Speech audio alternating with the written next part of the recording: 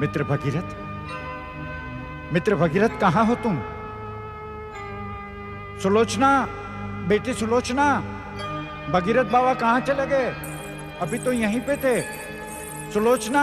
अरे सदाशिव भैया, तुम तो अपने मित्र भगीरथ भैया के बिना इतने अधीर हो जाते हो कि पूछो मत। अब भगीरथ भैया तो ठहरे रब्दा योगी और बहता पानी। जब कहीं चले जाएंगे तब क्या करोगे? नहीं प्रेमा बहन, नहीं, वो रमता जोगी मुझे बिना बताए कहीं नहीं जाएगा।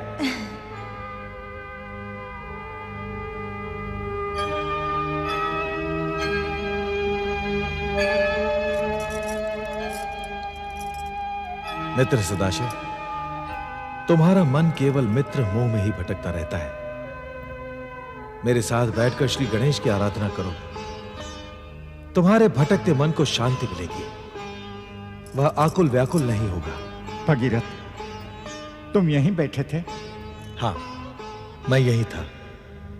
तो मेरी पुकार का उत्तर क्यों नहीं दिया? श्री गणेश की आराधना छोड़कर बीच में उठना अच्छा नहीं होता। ठीक कहते हो तुम। मैं भी उसके सामने बैठकर पूजा प्रार्थना करना चाहता हूँ। तो करते क्यों नहीं भैया? क्या करूं बहन, मेरे सामने तो अंधेरा ही अंधेरा है। जब आंखों से कुछ दिखाई नहीं देता तो भक्ति का दीपक कैसे जलाऊं? आंखों के अंधियारे में भक्ति का दीपक जलाने से जीवन में हर रंग का प्रकाश फैल जाएगा। सदाशिव, श्री गणेश की कृपा पर आस्था रखो, विश्वास रखो, वे तुम्हारी हर मनोकामना पूरी कर देंगे। सदाशिव भैया, क्या अभी भी तुम्हें गणेश जी की कृपा पर विश्वास नहीं है? नहीं नहीं, ऐसा प्रश्न न पूछो बहन। कभी कभी मन घबरा उठता है तो। मैं तुम्हारा दुख समझती हूँ भैया, परंतु ऐसे दुखी होकर क्या होगा? गणेश जी पर आस्था रखो। तुम ठीक कहती हो बहन। अच्छा, अब दोनों मित्र तैयार हो जाओ। जानते हो ना आज कौन सा त्योहार है? त्योहार? मैं कुछ समझा नहीं। अरे भैया सदाशिव, आज भाई बहन का सबसे बड़ा त्योहार रक्षाबंधन है। श्री गणेश की कृपा से आज के दिन हम बहन के घर आ पहुंचे। इससे अच्छा अवसर और कौन सा होगा? आज रक्षाबंधन है तो चलो भगीरथ, हम शीघ्र ही तैयार हो जाएं। चलो आओ।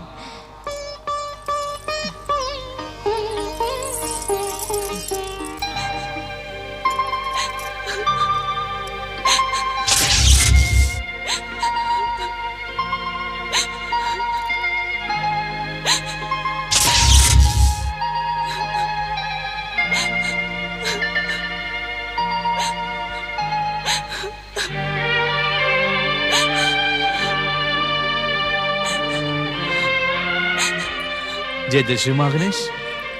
श्री गणेश भक्त सुलोचना बहन को प्रणाम। आप उन महान गणेश भक्त ने ये स्वादिष्ट फल आपके लिए भिजवाए हैं। श्री गणेश जी को प्रसाद चढ़ाकर इन मधुर फलों का सेवन करो बहन। आपको कैसे पता चला कि मैं यहाँ हूँ? जय जय श्री महागणेश। इस संसार का केंद्र श्री गणेश जी का निवास जहां जहां होता है, उनके भक्त स्वयं वहां वहां खींचे चले आते हैं। गणेश जी पर विश्वास करने वाले इस तरह से आश्चर्यचकित नहीं होते बहन। लो, मेरी इस भेंट को स्वीकार करो। धन्यवाद भैया। जय जय श्री महागणेश। तुमने मुझे भैया कहा, मेरे तो भाग्य ही खुल गए। परंतु बहन, ये तो बताओ कि तुम इस प्रकार यहां बैठकर आंसू क्यों बहा रही थी? तुम जानते हो ना भैया, आज रक्षाबंधन का पवित्र दिन है। गणेश महाराज की कृपा से मुझे छोटा भाई मिला था, शिवदत्त। परंतु अचानक वो किसी को कुछ बताए बिना न जाने कहां चला गया। सोचा था आज भैया को राखी बांधकर उससे रक्षा का वचन लूंगी, परंतु जय जय श्री महागणेश। तुम चिंता ना करो बहन, तुम्हारा भैया जहां कहीं भी होगा मैं उसे ढूंढ निकालूंगा और तुम्हारे पास भेजूंगा। अब मुझे आज्ञा दो। ठहरो भैया, ऐसे कैसे आज्ञा दे दूं?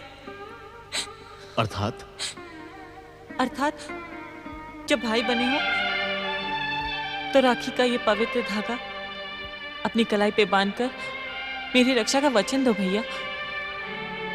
जय जय श्री महागणेश। आपकी लीला अपरंपार है परमदेव श्री महागणेश। आओ भैया। आओ बहन।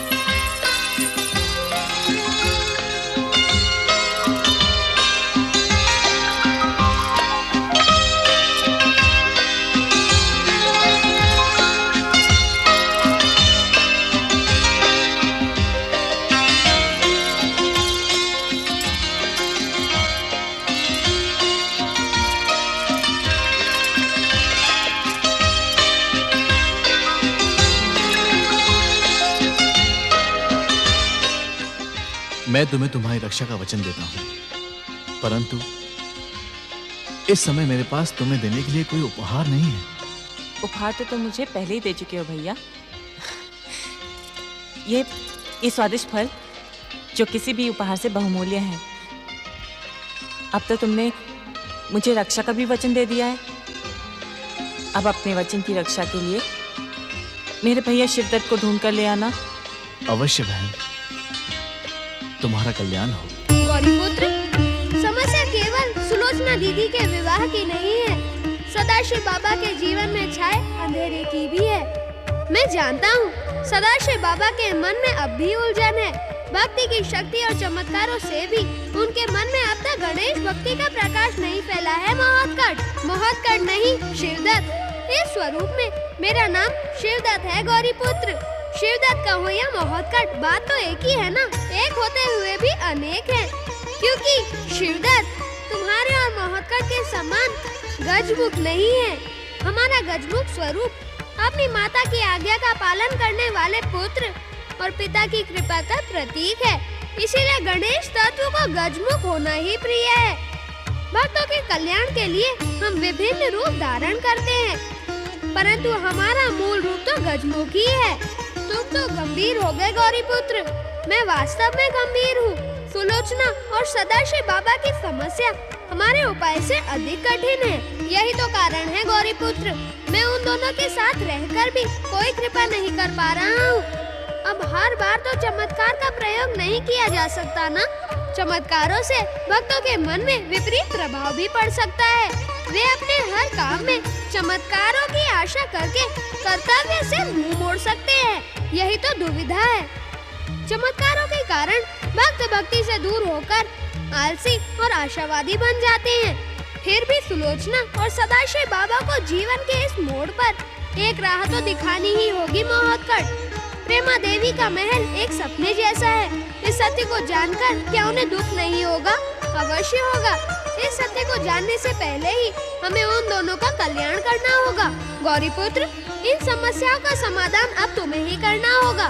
सक्रिय रूप से सहायता तुम कर रहे हो और समाधान मैं करूं? हाँ गौरीपुत्र, क्योंकि मैं तो स्वयं शिवदत्त बनकर सुलोचना दीदी का छोटा भाई और इस कथा का पात्र बन गया हूँ।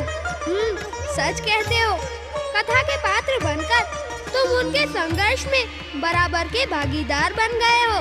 परंतु इन समस्याओं का समाधान निकल ही आएगा, तुम चिंता न करो महोत्कट। महोत्कट? ये बिना सूंड वाला बालक महोत्कट है? इस रहस्य को रहस्य बने रहने दो। अवश्य ही भक्तों का कल्याण करने के लिए महोत्कट ने ये रूप धारण किया होगा। महोत्कट और गौरीपुत्र की इच्छा तक इस सत्य को देवी अदिति से भी छुपाना होगा। तुमने देखा गौरीपुत्र, माता अदिति मेरा स्वर और मेरी आंखें पहचान कर भी पहचान न पाई। यदि पिताश्री ऋषिवर कश्यप होते तो अवश्य पहचान जाते। मेरे प्रिय शिवदत्त भैया, कहाँ हो तुम? जहाँ कहीं भी हो मेरे पास चले आओ। मैं तुम्हारी प्रतीक्षा कर रही हूँ शिवदत्त भैया।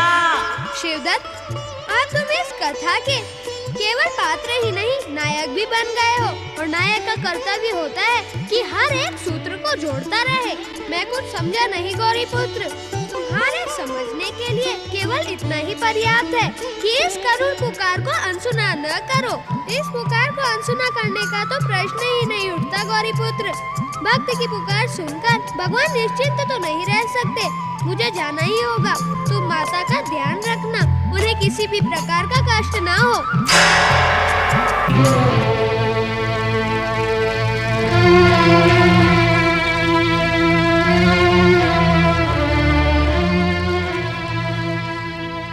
आप मुझे आश्रम में अकेली छोड़कर बार बार कहाँ चले जाते हैं? क्यों चले जाते हैं? देवी अदिति, तुम कुछ विचलित दिखाई पड़ रही हो। विचलित न हूँ तो क्या करूँ? एक तो निर्मोही महोत्कट न जाने कहाँ चला गया, लौट कर आने का नाम ही नहीं लेता। दूसरे गौरीपुत्र ने कहा था महोत्कट के लौट कर आने तक मैं आपकी सेवा में रहूंगा। वो भी बार बार न जाने कहाँ चला जाता है। मुझे तो भय है वो मुझे बिना बताए अपनी माता पार्वती के पास कैलाश न लौट जाए। मैं आपकी सेवा में उपस्थित हूँ माता।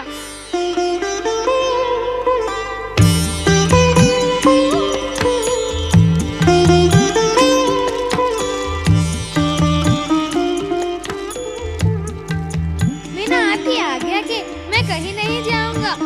कहे मेरे लिए क्या आज्ञा है? मेरी आज्ञा मानोगे तुम? अवश्य। तर्क देकर मनाने का प्रयास तो नहीं करोगे? आपकी आज्ञा मानना मेरा धर्म है माता। मैं यथाशीघ्र महोत्कट को बुलाने का प्रयास करूंगा।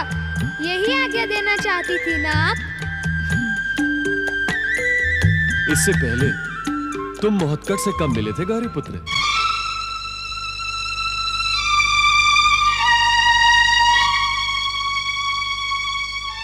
ऋषिवर के प्रश्न का उत्तर दो गौरीपुत्र। जब वे माता अदिति से मिले थे तभी मुझसे भी भेंट हुई थी। मुझसे मिले तो लंबा समय बीत गया। महोत्कट माता अदिति से कब मिले थे गौरीपुत्र? यह आप भली भांति जानते हैं ऋषिवर। माता अदिति, आप और अधिक चिंतित न हो। महोत्कट श्री गणेश आपसे मिलते रहे हैं और मिलते ही रहेंगे। ऋषिवर, मंगल मूर्ति श्री गणेश का कथन क्या आपकी समझ में आया? मुझे तो कुछ भी समझ में नहीं आया। श्री महागणेश के अवतार बुद्धि निदान श्री गणेश की लीलाओं के समान इनकी बातें समझना सरल नहीं है देवी, परंतु इनके वचन पर विश्वास रखो। कैसा वचन? महोत्कट के जो मिलने की बात गौरीपुत्र ने कही है वो केवल बात नहीं है देवी, गौरीपुत्र का वचन है। इसलिए तुम भी अब निश्चिंत हो जाओ। माता, मैं भी तो आपके पुत्र समान हूँ। जो महोत्कट का रूप है वही मेरा भी है। फिर आप मुझे पुत्र समान स्नेह क्यों नहीं करती? आपके इस व्यवहार से मुझे दुख होता है माता।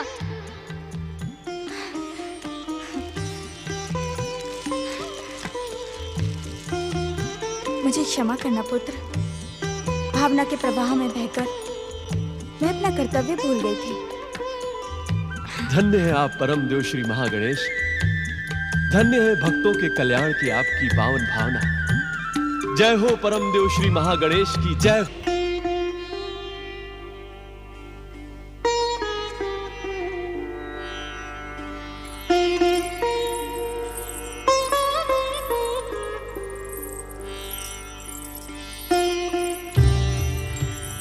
बेटी सुलोचना, ये कैसा विचित्र हठ ठान लिया है तुमने? ये हट नहीं बुआ, संकल्प है। अपने भाई को लौटाने का संकल्प। तो क्या जब तक शिवदत्त लौटकर नहीं आएगा तुम अन्न जल ग्रहण नहीं करोगी? नहीं बुआ। देखो बेटी, मैं पहले भी कह चुकी हूँ, फिर कहती हूँ, शिवदत्त का कोई ठिकाना नहीं है। वो कब कहाँ जाता है, कब आता है, किसी को पता ही नहीं चलता। यदि वो ना लौटा तो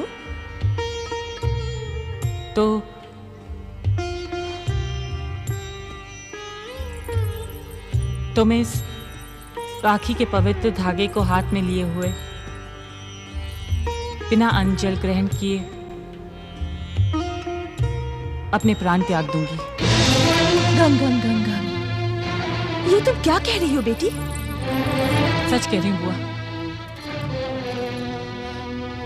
मैं प्राण त्याग सकती हूँ, अपना संकल्प नहीं। परंतु मुझे विश्वास है मेरा शिवदत्त भैया इतना निर्मोही नहीं है। अपनी बहन का मान बढ़ाने के लिए वो आएगा, वो अवश्य आएगा। मेरी बात मान लो सुलोचना, इस संकल्प को त्याग दो। कैसे त्याग दूं बुआ? समझ आने के बाद जीवन में पहली बार छोटे भाई को राखी बांधने का अवसर मिला है। यदि मेरे भाग्य में इस अवसर का सुख भोगना नहीं लिखा है तो अब तो मुझे विश्वास हो गया है कि तुम्हारी वेदना के स्वर शिवदत्त तक पहुंच गए होंगे। वो किसी की सच्ची पुकार को कभी अनसुनी नहीं करता। वो आएगा, अवश्य आएगा। चलो बेटी, जब तक वो आए तब तक चलकर भोजन कर लो। कैसी बात करती हो बुआ? क्या आपकी दिलाई इस विश्वास के कारण मैं अपना संकल्प तोड़ दूं? नहीं बुआ, नहीं। मेरा निश्चय अटल है। जब तक मेरा भाई लौटकर नहीं आएगा तब तक मैं अंजल ग्रहण नहीं करूंगी। जैसी महागणेश की इच्छा।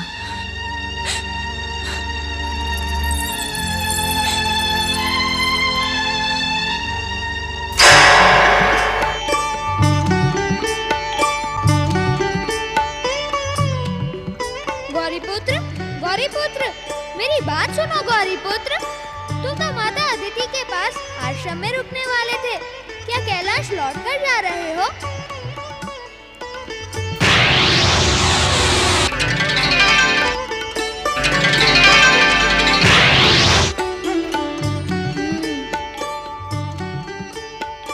अदिति पुत्र महोत्कट, तुमने किस कारण अपना रूप बदला है यह तो मैं नहीं जानता, परंतु रूप बदलते ही तुम स्वयं परम देव श्री महागणेश के अवतार होते हुए भी अन्य अवतारों को पहचानने में भूल करने लगे हो। कैसी भूल?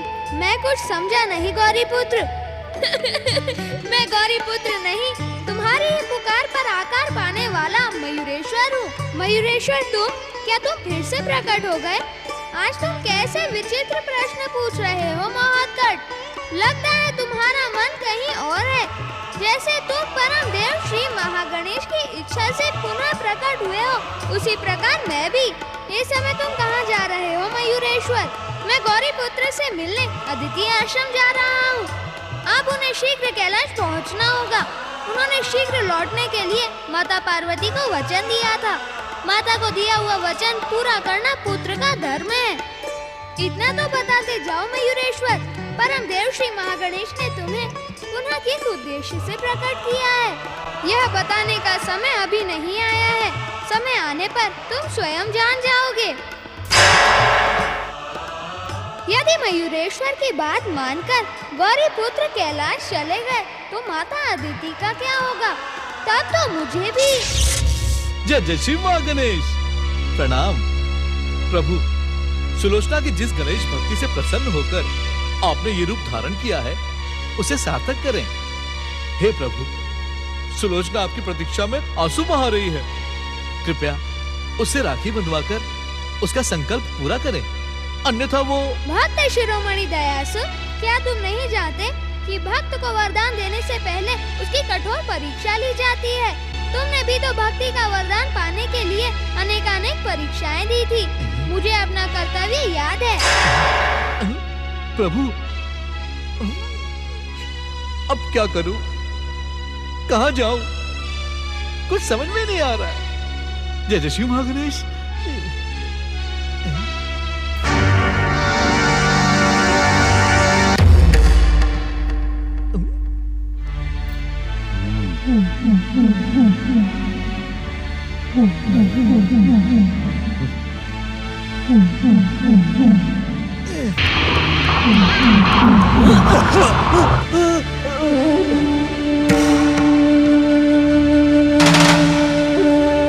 जय श्री मां गणेश,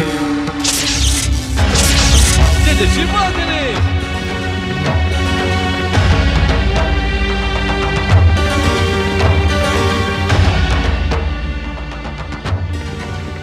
दुष्ट अत्याचारी युवक को एक सोते मनुष्य पर घात लगाकर वार करना चाहते हो। यदि परमदेव श्री मांगलेश की इच्छा से मैंने देखा ना होता तो ये बेचारा तो अब तक यमलोक पहुंच गया होता। परंतु अब तुम दोनों को मेरे हाथों से यमलोक पहुंचना है। जय जय श्री मां गणेश।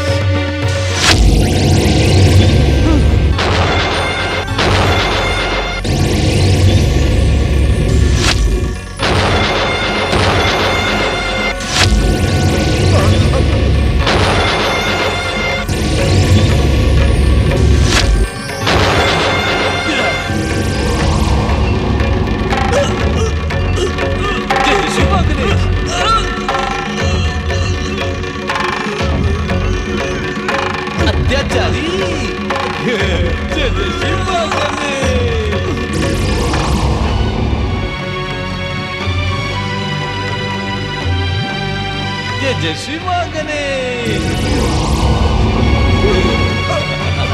जय श्री मां गणेश, जय श्री मां गणेश।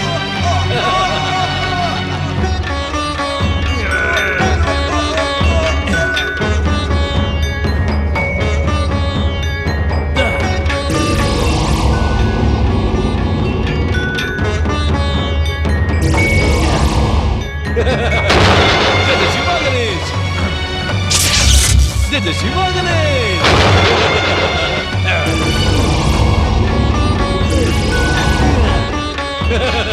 जय श्री मां गणेश। जय जय श्री मां गणेश। क्षमा कर दीजिए साधु महाराज, हमें क्षमा कर दीजिए, हमसे बड़ी भूल हो गई। हम ऐसा पाप कभी नहीं करेंगे, हम पर दया करें। नहीं, तुम दोनों मेरी दया और क्षमा के योग्य ही नहीं हो।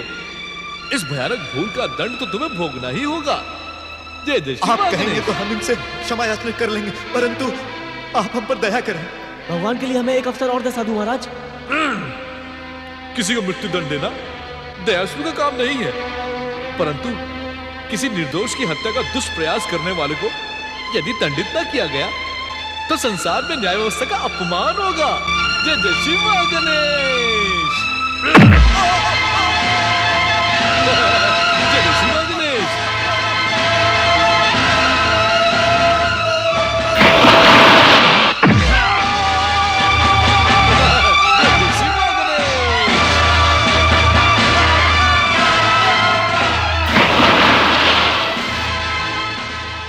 मेरे जीवन की रक्षा करने वाले जीवन रक्षक, आपको किन शब्दों में धन्यवाद दूं मैं? आपकी कृपा के सामने तो धन्यवाद का हर शब्द बहुत छोटा है। युवक, ये दोनों कौन थे और तुम्हें क्यों मारना चाहते थे? इनका परिचय देते हुए तो मुझे स्वयं बहुत लज्जा का अनुभव हो रहा है। परंतु क्यों? क्योंकि ये मेरे अपने हैं, मेरे सगे संबंधी, मेरे चचेरे भाई, परंतु इनसे मेरा कोई बैर भाव नहीं है साधु महाराज।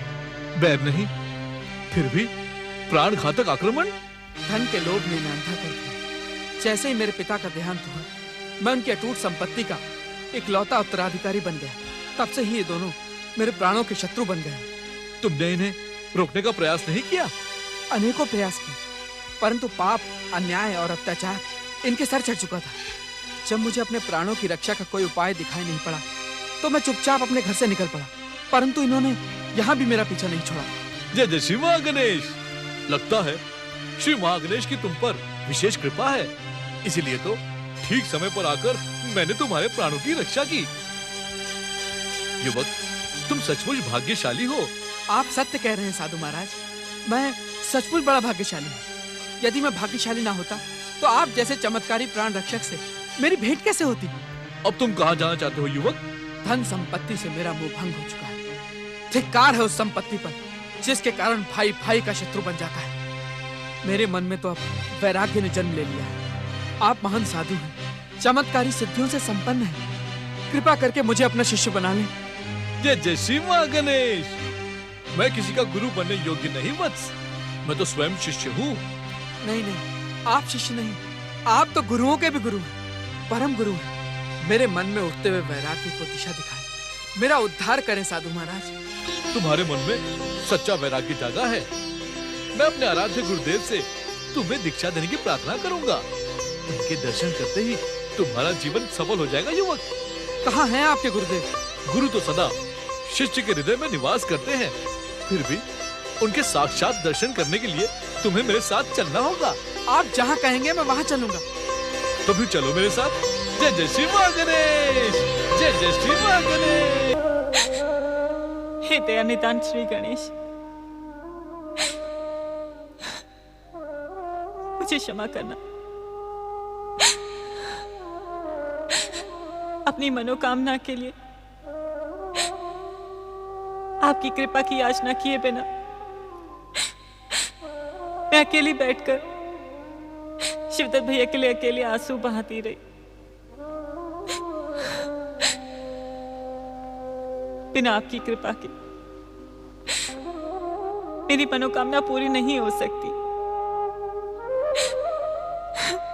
कृपा करके मेरे शिवदत्त भैया को बुला दें, मेरी प्रार्थना सुने गणेश जी, अन्यथा राखी का ये पवित्र दिन यूं ही निकल जाएगा। सुलोचना बेटी, तुम्हारे गणेश जी ने तुम्हारी प्रार्थना सुन ली है। अब क्यों आंसू बहा रही हो?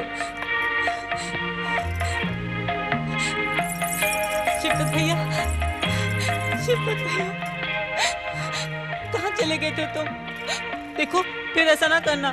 जैसे ही मुझे पता चला कि आज रक्षाबंधन का दिन है, वैसे ही मुझे अपनी भूल का ज्ञान हो गया और मैं भागा भागा यहाँ चला आया। जानते हो शिवदत्त, तुम्हारी सुलोचना दीदी ने तुम्हें राखी बांधे बिना अन्न जल ग्रहण न करने का हठ ठान लिया था। हट नहीं बुआ, हट नहीं, संकल्प। शिवदत्त भैया को बुलाने का यही एक उपाय था। गणेश महाराज ने मेरी प्रार्थना सुन ली और शिवदत्त भैया यहाँ चले आए। चला तो आया बहन, परंतु अब शीघ्रता से राखी बांधो। जानती हो क्यों? क्यों? क्योंकि मैं दिन भर से भूखा हूँ। राखी बांधकर तुम भी खाओ और मुझे भी खिलाओ। मैंने कहा था ना सुलोचना, मेरा शिवदत्त कहीं भी जाए, कुछ भी करे, परंतु अपनी भूख पर अंकुश नहीं लगा सकता। अब शीघ्रता करो सुलोचना। जी बुआ जी, चलो भैया।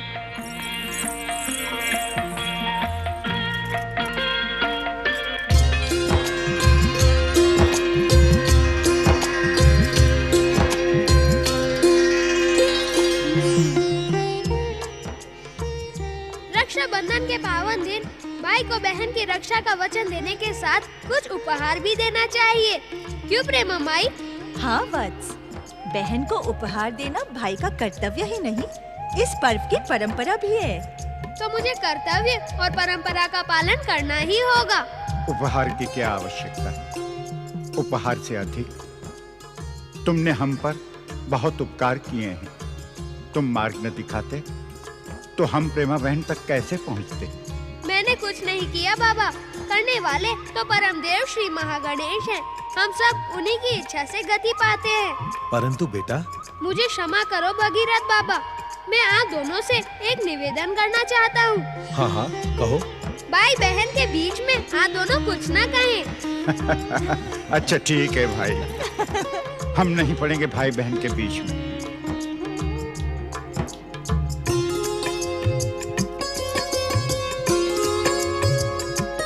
ये लो दीदी। नहीं भैया, मुझे क्षमा कर दो। मैं तुमसे इतना बहुमूल्य उपहार नहीं ले सकती। पहले ही तुम्हारे कितने उपकार हैं हम पर। ये बात मुझे राखी बांधने वाली मेरी प्यारी दीदी सुलोचना तो नहीं कह सकती। अरे दीदी, क्या तुम नहीं जानती, भाई बहन पर उपकार नहीं, कर्तव्य निभाता है। फिर भी भैया मैं... दीदी, यदि तुम प्रेम से प्रसन्न होकर मेरा यह उपहार स्वीकार नहीं करोगी तो मैं यही समझूंगा कि तुम मुझे अपना छोटा भाई नहीं मानती। नहीं नहीं भैया, ऐसा ना कहो, तुम तो मेरे सबसे प्यारे भैया हो। तो फिर ये भेंट स्वीकार करो।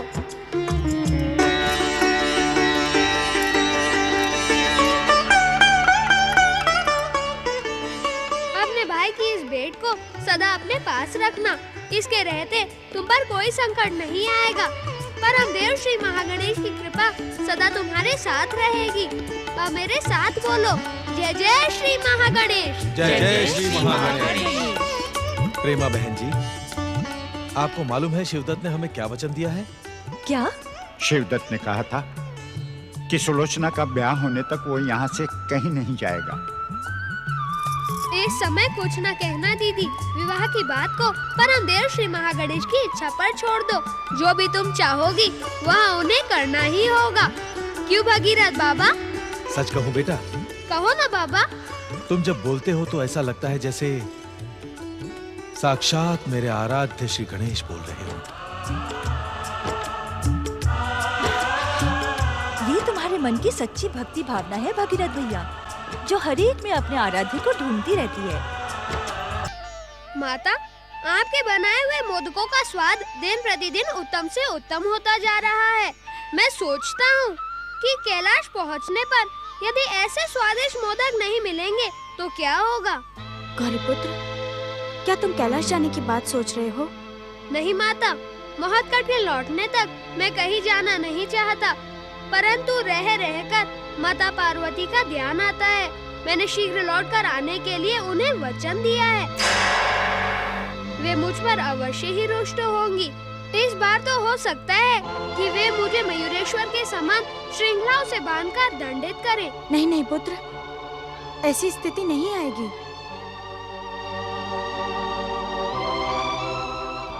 आएगी कैसे नहीं? आप माता पार्वती का रोष नहीं जानती। वे जब रुष्ट होती हैं तो किसी की भी नहीं सुनती। इस बार तो मुझे उनके रोष को शांत करना बहुत कठिन दिखाई पड़ता है। तो माता पार्वती की बिल्कुल चिंता ना करो। मैं स्वयं तुम्हारे साथ कैलाश चलकर माता पार्वती को समझाऊंगी। इस जीवन में धैर्य और धीरज रखना सबसे बड़ी उपलब्धि है।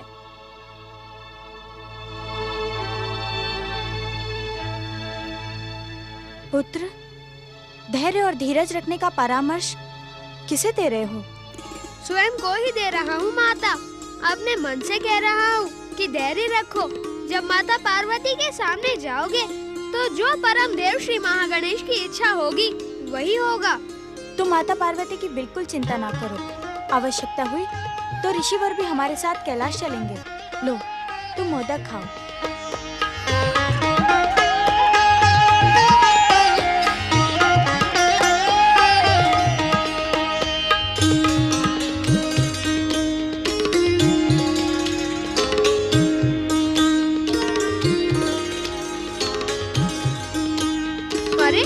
मोदक तो समाप्त हो गए माता।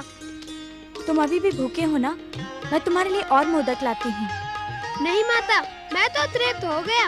अब आप कुटिया के भीतर जाकर कश्यप ऋषि के लिए भोजन बनाए। तो अब तुम्हें ऋषिवर के भोजन की भी चिंता होने लगी। मैंने मोदक बनाने से पहले ही उनका भोजन बना लिया था। तुम चिंता ना करो, मुझसे मीठी मीठी बातें करो।